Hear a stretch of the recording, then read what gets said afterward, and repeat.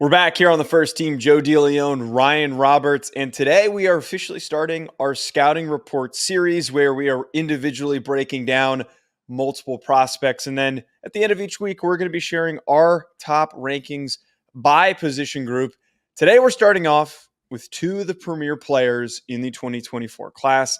That specifically being Olu Fashanu, the Penn State left tackle, and Joe Alt, the Notre Dame left tackle. Now, it's pretty safe to say, Ryan, that both of these guys are going to be very highly drafted. I think that compared to what we just watched with the last class of tackles, and we spoke very highly of them. We spoke very highly of Peter Skoronski and Paris Johnson at this time last year. And we had other players arise throughout the process. But for as high as we are on them, I feel like with Alt and Fashanu, we don't have any question marks. We don't have the question mark with Paris Johnson of, can this guy bounce out the tackle after not having experience playing in the college level? And those issues showed up during the season. Right. And then with Skoronski, where does the length come into play? And he was drafted according to that projection. I don't see that for either of these guys, and I know we're going to dive into it, but do you agree with me on that sense? I mean, they're clear offensive tackles at the next level. There's no doubt. And I mean, there was definitely less of a projection in the Paris Johnson conversation because Paris Johnson had literally never started a game at left tackle going into the season. You know, we'll talk about Olu, obviously, who is still raw to the position. I think he only started 10 football games in his career at Penn State just in general. But I would agree in the sentiment that there is less question marks about their abilities to play left tackle because we have literally seen them play left tackle and they hit all the thresholds. I mean, we're going to talk about two guys that are 6'6 plus, long arms, good athletes. So I do think that they more easily answer any question marks that you might have about projecting to left tackle position.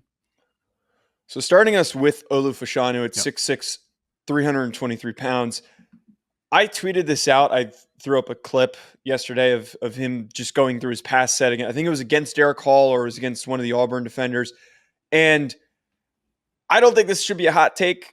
I don't think anyone's going to sit here in the comments and go, what the hell are you talking about? Colin will probably do that. But Fashanu would have gone ahead of Paris Johnson. It's possible. I absolutely think he would have gone ahead of Paris Johnson. I would have taken him ahead of Paris Johnson. Let me rephrase that. I think with what you're getting with him athletically, some similarities can be made between him and Johnson, but we're not here to compare the two of them. Massive frame, incredible flexibility. I wrote down silly elite flexibility. The way that he can contort himself, the way that he can move is at a level that we just typically don't get for offensive tackle prospects. That allows him to redirect. That allows him to position himself really well up against opposing pass rushers. He's one of those guys that, yes, he does need some correcting, but for what he did last year, man, the guy is just a freak. And it's not like we're going off of a guy that's a good athlete that didn't win reps. He was pretty locked down in a lot of the games that he played last year. He is – the baseline traits are fantastic for a guy like Olu because he is a guy, Joe, just talking about the background a little bit, Gonzaga College High School, which is in Waldorf, Maryland, which is a very prominent school. He played with Caleb Williams, right? Yes, he did play with Caleb Williams. Okay. And so this is a school that puts out a lot of talent onto the next level. It's one of the premier schools in the state of Maryland, in the DMV area, just in general.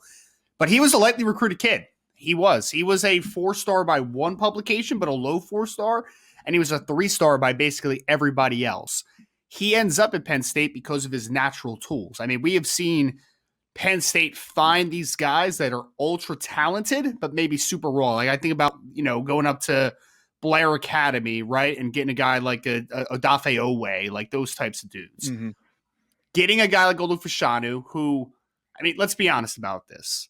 From a talent level perspective, this kid is a freak show. It is. I mean, he is a player that I've been told that at 323 pounds, he has a six-pack. Like he's one of those freakazoid guys who just holds weight so well and carries his frame so well. He's got really good foot quickness. But the thing that I love most about him, which makes sense with the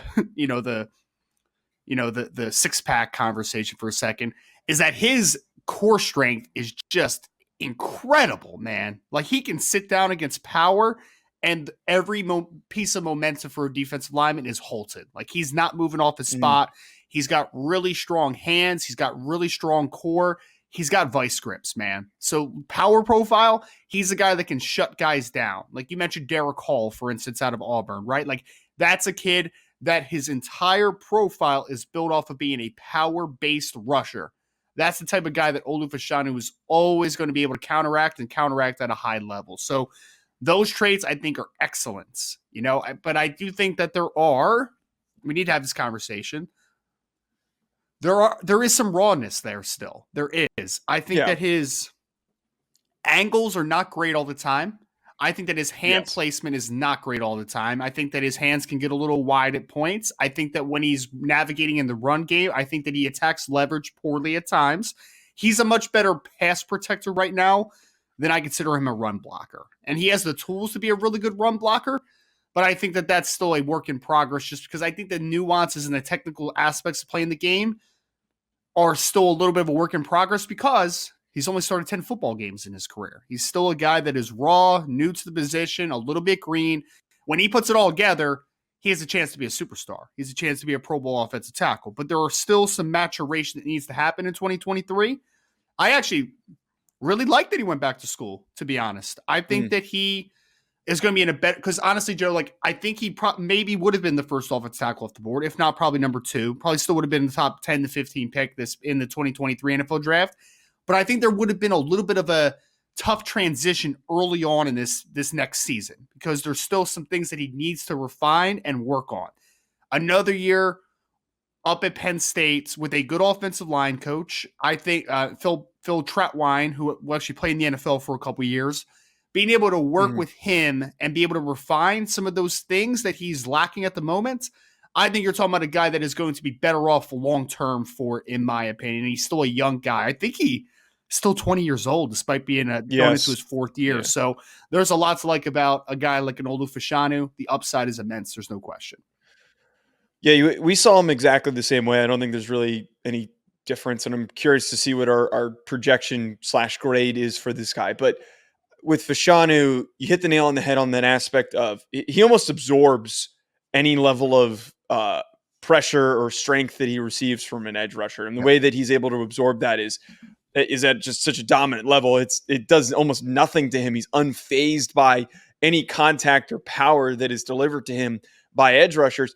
But that was where my hangup was, where I was so impressed watching him as a pass blocker, which is that's the primary focus and the most important aspect of playing the left tackle position is you need to be a really good pass blocker. His run game technique and everything you just talked about there is where I do have some pause, not to the point where I'm like, oh my God, is this going to keep him from succeeding? No, it's just clearly a green player that doesn't know how to angle himself, get downhill, position himself properly against the run specifically, which is kind of odd because I feel like he doesn't really have those same mistakes against pass rushers. It shows up so much against the run where he's just all over the place with where he's trying to place himself, and he tends to miss, and that does lead to him maybe giving up some penetration. One thing in pass protection, which I think can improve though for him, is because I think that, I mean, Joe, for me, like if a guy is just going to go straight down your chest and you're going to have to sit down on power with Fashanu, I think Fashanu's going to do that well every time because he's got heavy hands, he's got a great base, he's a really strong dude, his core strength is fantastic. But the one game that I thought he did struggle a little bit in pass protection was the Ohio State game against JT. Because one thing that JT did against him, because JT is a power-based rusher, but he also understands hand nuance a little bit. And I feel like when Olu gets to his pass set and he's kind of in shutdown mode early on in reps as a pass protector, I feel like he does need to work to reset his hands a little bit.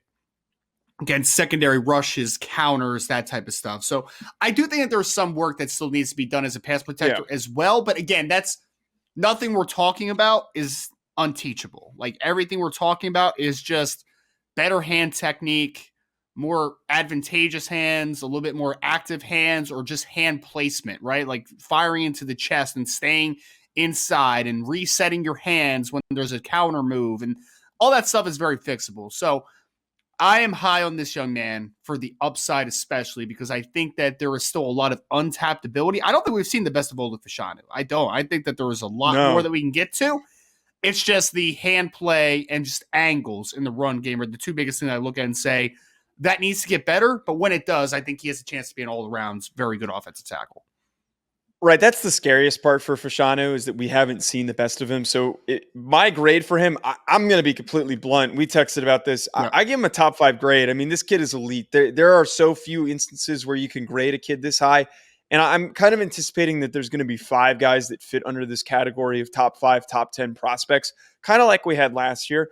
But he's a top 5 pick for me for everything that we just talked about here, where he is very good in a lot of aspects, and some of his best reps are scary good. I think that if we see just improvement, it doesn't need to be perfection, improvement on some of those issues, the kid is going to have a really good rookie year. This is a guy who can step right in and make an immediate impact. It's not somebody who needs to add weight to their frame. It's not somebody that needs to add strength. I think that this kid has every capability to be so freaking dominant early on in the NFL. And I wouldn't be shocked if we're not in a position where the team picking first overall is a team that doesn't need a quarterback, and we sit and have the conversation of, well, should they just stay put and draft Fashanu? I think he's that good of a prospect to have that conversation, to debate possibly not trading out if that option is not a great opportunity for that type of a team. So how I grade first round players is I have 3 buckets, 1 to 5. So that is an elite level prospect, picks 1 through 5. Then I have a 6 to 18 bucket, which would be more of a mid first round type of grade. And then obviously after that is the late round, 19 to 32. I currently grade this kid as a 6 to 18. I think that he is in a vacuum, this is a top 18 football player all day, in my opinion. But I also want people to understand when I grade players, I do not grade to positional value. That's what that's what a big board is for, right? Where we kind of categorize guys in accordance to the class. I think that this kid has a chance to go top 5 to 10. I think that he has that type of upside. I think that he will, if the draft was today, I think he would also get drafted there. I think that's where you would project him. But I do want people to understand that there is some work that needs to be done, which is the case usually for guys that are going back to school for 1 more year. So I think there's work that needs to be done, but I have no problem with calling this kid a potential top 5, top 10 pick in the 2024 NFL draft because his upside is immense. There's no question.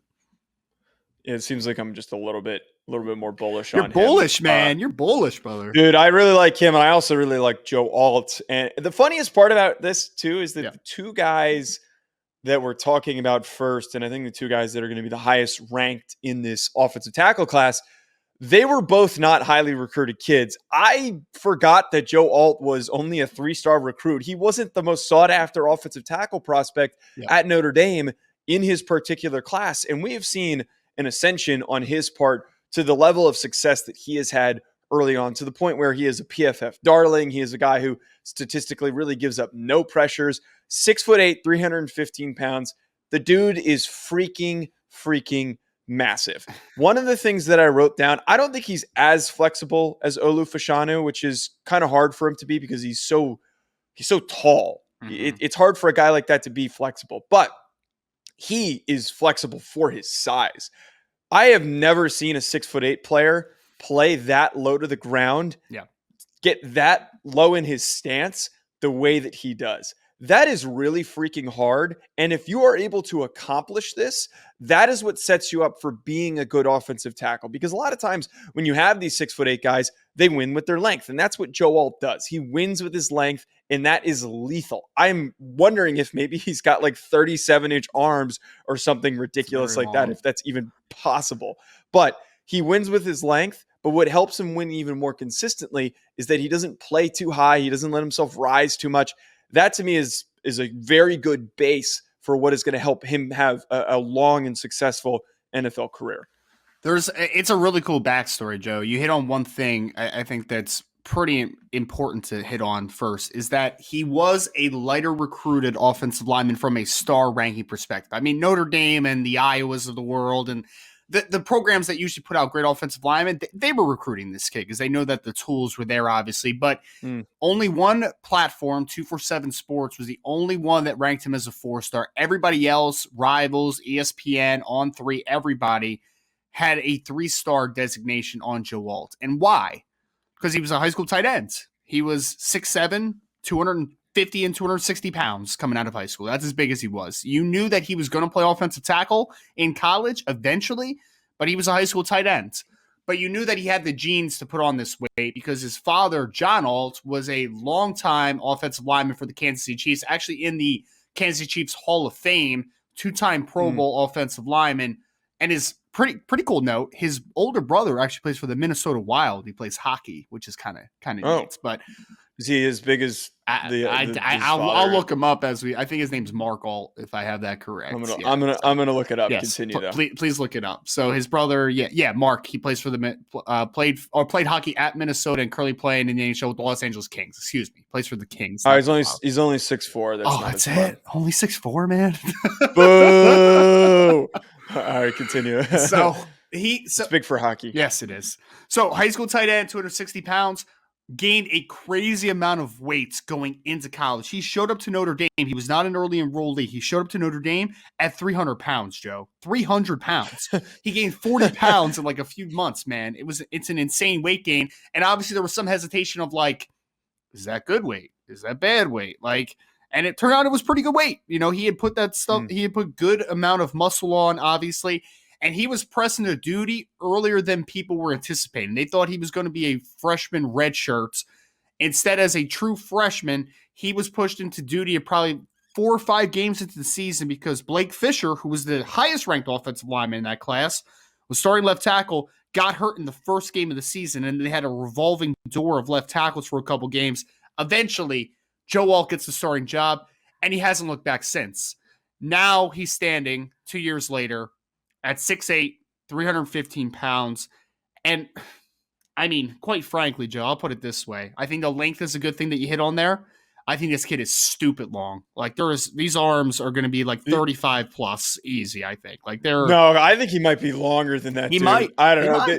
Because my thing with him is I don't think his upper body is that strong, which I want to talk about in a second. But he straight up just wins because he just puts his arms out, he grabs on, and then it's kind of like watching like a little kid on the playground. Like one puts their hand on their head, and the smaller kid's just swinging his arms around and can't even get anywhere near. I don't know, man. He might have if Paris Johnson had, what was it, 36? 36, yeah. He's got to have longer than Paris Johnson's arms. His look way longer. It might be. I mean, he's one of those guys that literally he's like playing long arm on the offensive side of the football, where it's just like you're not going to be able to. But I think the thing that we don't want to underrate with this kid though is that he is a good athlete. He moves well. He's very smooth with that left tackle. I mean, with that tight end background, very smooth, long. And I always think that for a guy that just finished up his second year of college, still only 20 years old, this kid is incredibly nuanced, man. He understands how to use his hands. He understands how to use angles. I know you want to get into the strength profile. I think that is something that still needs to improve. There's no doubt. Yes. He is not the strongest offensive tackle of all time, but what he has is he has the technical refinement for a 20-year-old that's pretty dang rare, and he has that size and length that you look at and say, that kid's going to be a stud in the NFL, like absolute stud. If that strength profile comes, then I think that completes him to being a perennial all-pro type of conversation. But if nothing else, man, he is going to be one of those offensive tackles where it might never be flashy, but it's just always going to be good. And you're just like, he doesn't give up a ton. Like he reminds me, and this is not a comp. Please, guys, listen to me here. I'm not saying that he's going to be Joe Thomas. I'm not going to say that, okay? But what I'm saying is that there is a little bit of a comparison in the sense Joe Thomas wasn't a physically dominant mover at the point of attack, right? Like he didn't move guys off the line of scrimmage. But what Joe Thomas never did, Joe, was give anything up. He was just like an eraser, man. You're just like, he just got the job done and he never gave up anything. Like it just, you went through games where you're just like, man, I forgot Joe Thomas played today. And that is the biggest compliment you can give to a left tackle because they're going to be facing pound for pound one of the best athletes on the defensive side of the football. And the guy that they want to be a game wrecker is in that right side defensive end. They want that guy to be able to make a bunch of game-changing plays. And a guy like Joe Alt, I feel like, is just going to go through a game. You're just going to be like, wow, he just did his job every play. Like, he just made it happen. And that's just kind of what I feel about Joe Alt, man. He just gets it done. He gets it done really well. So I do want to discuss for what needs to improve on him. I think that when you have a tall guy like this, like they tend to play from a narrow base sometimes. And that's how you lose reps when you're playing from a narrow, unbalanced base. But I will say, as big as he is at 315 pounds, I think he gets to get bigger. I really do. I think that Like his 325. ass is way too, like, maybe 340. He's that tall that he 340? might need. Whoa. I might be getting a little. I'm at 335. Let's say 335. Let's Wow. meet in the middle there. I just think his legs are very thin, and I think that's part of the reason why sometimes he plays with a narrow base, and it's just hard to win when you don't have a heavy base. I also think his arms are a little thin for an offensive tackle. I know I'm like kind of nitpicking here, but you do need to fill out your frame a Sure. little bit more, and I think some of those strength deficiencies do show up, and it makes sense for everything you just talked about. Like, he consistently wins, but I think he can take the next step and be more dominant if he has Yes. a little bit more strength. Oh, he can be better. He can be a more dominant football player than he is. My point, though, is that he has that baseline where you're just like, dang, man, guy's going to be good. Like, now the question is whether you're going to be very good or whether you're going to be an elite offensive tackle at the next level. I think he has a chance to be the latter there, but yes, there is some physical development because, again, he's only 20 years old. He's a kid that just 2.5 years ago, he's only 260 pounds. Like, we still need to remember that, right? Like, he's put on 55 pounds in 2.5 years. Like, it's a lot of weight. It's hard to add. It's very hard to add weight. So, like, I'm not knocking him for that. That was like the one main takeaway I had when I immediately sized him up. It's like his arms don't really reflect that of an offensive tackle. So I was like, okay, let's add a little bit more weight. You want to hear something pretty hilarious, Joe? Because I think the great thing about Joe Alt is I think that physically he is still growing. I really do. Can you Google Joe Alt real quick and look at his picture on the profile, please, real quick on Notre Dame's? Yes, I will. Yes, because it is hilarious, sir. How much of a baby face this young man has. It is absolutely hilarious. Oh yeah, no, I do remember seeing that, and like his progression is pretty funny. That like he looks like he's 15 years old. Does, man. He really does. The first time I saw him in person, man, because he had a helmet on at first, right? And you're looking at him, you're like, this dude's 6'8", 310 plus pounds. Like, he's a massive dude. And then he takes his helmet off. You're like, that's a kid still, man. Like, he can't even drink beer yet. It's wild. Before we wrap up here, Ryan, my grade for him, I have him graded as a top 10 offensive tackle, or a top 10 prospect, rather. Yeah. I think with all those physical tools for coming into the summer, I think that Fashanu is going to step in and have more of an immediate impact. But I do think that Alt is just so freakish with how big he is that he's deserving of being described as a top 10 pick. So we see them a little bit differently in the sense that I actually think Joe Alt's the one that will come in and make a seamless transition because there's just the technical aspects, I think, are just much more refined versus an Olu Fashanu. I can get with you that I think that Fashanu might have a slightly higher upside. I get there with that. I have them graded relatively around the same. I think that right now in a bucket, they are 6 to 18 overall picks. But I think both of them have the upside where you say eventually they're going to be fighting for that number one offensive tackle slot and potential top 5 selection. Well, folks, that's going to be it from us. Thank you for tuning in on today's episode. Our next pairing is going to be JC Latham from Alabama and Amarius Mims from Georgia. Enjoy the rest of your week, folks. We'll talk to you soon.